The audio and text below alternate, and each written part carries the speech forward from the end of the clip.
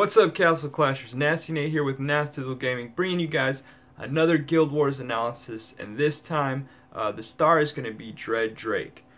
So a lot of times I talk about the eternal struggle where you get your Dread Drake versus another Dread Drake, and you have your Golem healing your Dread Drake, and they are sort of locked in combat, and his proc is just either going to destroy all the enemy buildings, or it's going to take out all the heroes so you have no problem cleaning up, or some combination of the two.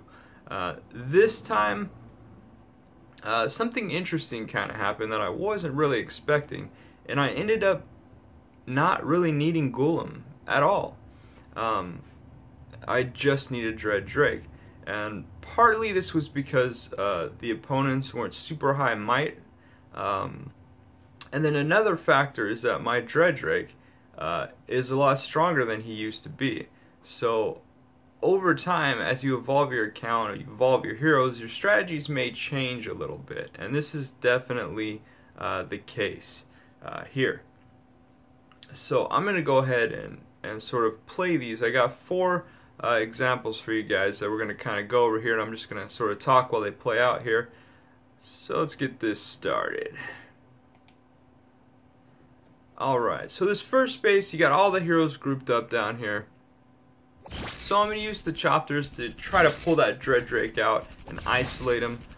Always going to bring along some of these guys on Guild Wars because of the fact that they ignore everything and go straight for the defensive buildings, which means they aren't going to get caught up. They're going to go deep into the base, and once they get to a certain point, they're going to trigger whatever hero it is to come out and face them. And once that happens, I can drop my heroes and they'll engage that hero and keep him out there away from the rest of the crowd. So that is why I always bring those choppers along.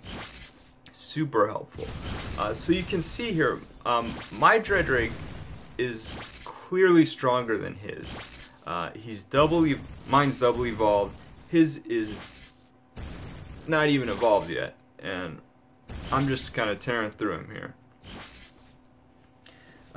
But that's alright. He's kind of going to last long enough where I'm able to deal enough damage and then come in with other heroes and clean up. It takes a couple tries. Sometimes what happens in situations like this is if their Dread Drake is not strong enough, then you're going to eat through him too quickly, and he's gonna rush right into all the other heroes, which he can't take on by on his own. So he just gets tore up.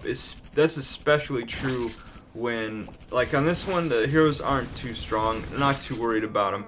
But sometimes you have really strong heroes in there that you just can't take on. Even with your whole team, they're just too strong.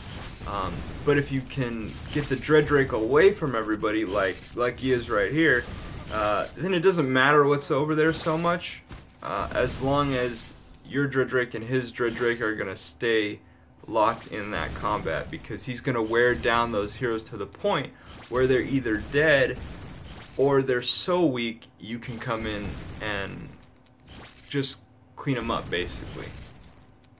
So this time you can see his Dread Drake stayed alive long enough to where basically, you know, everybody's getting taken out here. I'm not worried at this point. Even if, well, he is going to die right here, so his Dread Drake dies. And I still got a couple buildings. There's a Golem, but, you know, no big deal. I dropped not even my whole team, just a couple people. Dropped in the Ares and the Skull Knight, and that was basically a wrap. One thing when you're doing this, super important to keep an eye on the time, because a lot of times your Dread Drake isn't going to die, and neither is his Dread Drake. They're just going to keep fighting for the entire timer, no matter what happens. So if you're not paying attention to that clock, you can get yourself into some trouble, to where you're going to get over 50% and you're only going to have a minute left, but it's pretty much impossible for you to destroy the base. So you got to keep an eye on the time, and you got to keep an eye on what's going on in the base, what's going on with their buildings, what's going on with their heroes. Are you going to be able to take everything out, or at least do enough damage to where you can drop the rest of your team and clear out the base before that clock runs out? That's super important. Because it's happened to me a number of times where I just forget to look at the clock. Like maybe I've been sitting there for a while trying to lure out his Dreadlock, and I finally get him away from everybody, because sometimes it is not that easy. Sometimes you just gotta get lucky. But you know, I finally got him there, and I'm like, alright, they're staying alive, they're doing damage, this is good. Heroes are going down, buildings are going down, and then I look at the clock and I'm like, 20 seconds? Oh, man, that's it. I'm not gonna get the 100%, and that is a terrible feeling. So keep an eye on the clock and keep an eye on what's going on. Basically, just you gotta pay attention to everything. So in this one, right, this particular one, it's kind of one of those ones where all I was really having to do was pay attention to those things, because I had gotten the Dreadlock out here, no problem. Nobody's doing too much damage to each other. Sometimes it's kind of like somebody is pushing the other guy down towards the end. You got to be careful, but these guys are pretty good. They probably both have Goblet of Life, which is what you want. You don't want their Dreadlock to die. So my Dreadlock, by the way, does have Goblet of Life, and then he has a 4 Bulwark for his talent, and his crest is Life Drain. So he is built to stay alive, but he's also built to do a little damage. So right here I'm probably a little bit concerned, because look how low he's getting on health. And I'm assuming he's going to die here, but look at that. Get the victory right before that. So even if he did die right there, I would have been fine. There was not much to clean up. I still had my whole crew. So on this one, I only even had to drop Dreadlock, and the rest was a wrap. You just got to pay attention. That is a big part of this strategy, is paying attention. Because as soon as you stop paying attention, you just leave yourself open to failure, basically, to getting like 90% and then not being able to do anything about it. And sometimes it's kind of hard, because you kind of just zone out, like they're battling and battling and battling, and you're kind of just zoning out, or maybe you get distracted by something on TV or whatever, and then you look back and there goes your 100%. Okay, so this is the third one. This one is a good example. So they get locked in combat here, and my Dreadlock is kind of, he's going down, right? And he's not gonna win.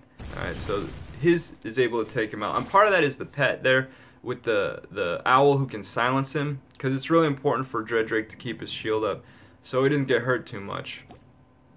And that's partly why I have the little, I forget the pet's name, but it's the one that slows down their attack, so they're not hitting my Dreadlock as much, and that's why I have that pet on him, especially for this strategy. Alright, so I come in again, and this time I believe, you can see his Dreadlock is clearly stronger, but as long as I get enough Goblet of Life procs off, it's not going to be a problem, because that thing heals for so much. But again, sometimes you just have to try, and then if it doesn't work, just do the exact same thing, and you might get different results. And that's what happened here. At first I tried, I didn't get enough procs off. You know, things just didn't go my way the first time as far as procs go, and my Dreadlock died. But the second time I came in and I got the good procs, and it worked out. So sometimes I don't know, I hear a lot of people like sort of talk, you don't want to base things on chance, they say. But sometimes, you know, you can afford to take some chances, some risk, especially when you know you can always back out. So before 50%, you can take all the risks you want, as long as it's not going to put you over. And if as you approach that 50%, you're fairly confident that you can get that victory. It's less and less of a chance that you're going to lose, which is basically what most of these guild wars are all about. Alright, so there I got the victory. They basically stayed in combat for the whole time, weakened everything up, dropped my other heroes in, and they cleaned up no problem. Okay, so this is the last one we're going to look at. This one was a little interesting. I thought I was going to have to use Ghoulam in here, but sometimes Ghoulam is just too much. Look at how quickly the percentage is going up. So even though they're locked in combat and they're away from everything, kind of, Ghoulam has done too much damage. Because Dreadlock, yeah, he's going to hit the heroes a lot, but he's also going to hit buildings. And once you get this high in percentage, you're really taking a risk. You are taking a risk that you don't want to take. You don't want to hit that 50% and have all of his heroes still alive, because even if there's nothing left, all his buildings are destroyed. If he still has all his heroes and they're sitting on a couple hero bases, chances are you're gonna die before you are going to take out those hero bases, unless you take out all his heroes, which may or may not be possible. That would be an example of a bad risk to take. I would not risk going up against a whole team of heroes and expecting to destroy them all to get the victory. It may happen, it may not happen, but especially if they're still looking pretty healthy, it's probably a risk you do not want to take. One thing I discovered here, as you can see here, there is a flaw in this base design. So I'm always paying attention to my hero's pathing. And I noticed instead of going down and hitting that barracks and coming into the middle, as this person probably intended for it to work, my Dreadlock is going to the wall, and he's attacking the wall. Well, this gives me an opportunity to come in, instead of directly in where all his heroes are just going to mob on me and die, which does happen a couple times, you'll see. It gives me the chance to kind of come up a little bit and hit that warehouse and hopefully pull out the Dreadlock, get him away from all those heroes, and engage him up there, where I can, have a reasonable chance to stay alive and get locked in that combat with him.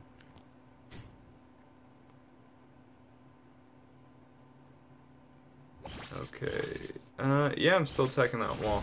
So this is another example where I'm using the choppers to come in, and I want to pull that Dreadlock up because if my Dreadlock destroys the warehouse and attacks his Dreadlock instead of the castle, then it's probably going to be too close. Like if his Dreadlock's on the way up and then mine starts going down a little bit to that castle, it's going to aggro the Grim Fiend and possibly some of the other heroes, and basically if anybody else comes up there besides Dreadlock, it's over. Okay, so right there you saw like he went towards the barracks and in. So sometimes it's really down to just one little square on that board, whether your hero's gonna go the way you want him to, or is he going to fall into the trap of the base, the way the base was designed. And in this case, is my Dreadlock going to hit that corner block and move into the warehouse, or is he going to take the path down to the barracks, which will inevitably lead him straight to the heart of the base, where he's going to die. Okay, so we got these guys sort of locked in combat here, which is exactly what I want. I needed those choppers. If you noticed, I was using them. I kind of really had to time it right so that my Dreadlock would get in there while they were aggroing his Dreadlock. So his Dreadlock would come up past the castle and meet my Dreadlock, where my Dreadlock is safe from the aggro radius of all the other heroes. So now I have them isolated right here, and this is exactly what I want. I want them isolated away from the other heroes where they can just proc and proc and proc off each other. His procs, they're going to slow me down. My procs, they're going to slow him down. And they're going to work on the other heroes. As you can see, the other heroes are just melting away. I still have over half the time, and basically all his heroes are dead. Just about his entire base is dead. So I'm not worried about much at all at this point. Because even if something were to happen to my Dreadlock, which was very unlikely as he was at full health, these guys both were at full health, I was pretty sure once they got isolated up there and were just engaged in that eternal struggle, it was going to go my way. Those heroes just started melting away, and that was pretty much a wrap. So that last one was really about creating, I guess, creating the right environment for this strategy to work. You have to be proactive. Don't just give up. Oh, this is a bad base for this strategy. My hero's just going to go straight to the middle, because maybe it'll seem like that. Maybe it'll seem like that 2 or 3 times. Maybe it'll seem like that's what's going on 5 times, 10 times. But if you sit there and you try to do that 20 times, maybe you're successful. If you think it's possible, you know, try. I mean, eventually, you know, it's going to come to the point where, all right, this just isn't working, and you got to move on. But let's say that that person you're attacking is one of the highest might in their guild, and you think it's a possibility that you can isolate that Dreadlock. You know, give it a good 10 tries, give it a good 15 tries. You know, it doesn't take that long to try. And if it works out, great. You know, that's a lot of points that you're going to get because you took the time to just test things out, to try different things, to strategize, you know, and you earned that victory. So I think, yeah, well, I always say that, you know, it's worth it to try and get the victory any way you can. Spend the time, try to figure out their base, try to figure out your hero's pathing, their hero's pathing. You know, what's it going to take in this case to isolate that Dreadlock? How are troops going to help you? How are your talents going to work to your advantage? What pet will work to your advantage? What artifact is going to really benefit your heroes or hero? It all comes into play. It's all important to consider on each and every base that you are going up against. Okay, so that's going to be it for this Guild Wars analysis. Super happy to have featured one of my favorite heroes, Dreadlock, who I've just really enjoyed using since my first Guild Wars. Probably going to have another one with Dreadlock where it's a similar strategy, but it's more the one where you have Golem coming in and backing up your Dreadlock, especially when you are facing either a Dreadlock that is just going to destroy your Dreadlock, or when it's impossible to isolate their Dreadlock. So maybe he's going to bring in another hero and you kind of need some backup. And then there's a lot of cool things too you can do once your Dreadlocks are going head to head. You got the Golem healing. You know, you can bring in a Santa on the back to just fire his rockets out in the base. You know, there's a lot of cool things that sort of stem off from this basic Dreadlock strategy, which I'm calling the Dreadlock. Alright guys, that's going to do it. Thanks for watching. Nasty Nate out. Peace.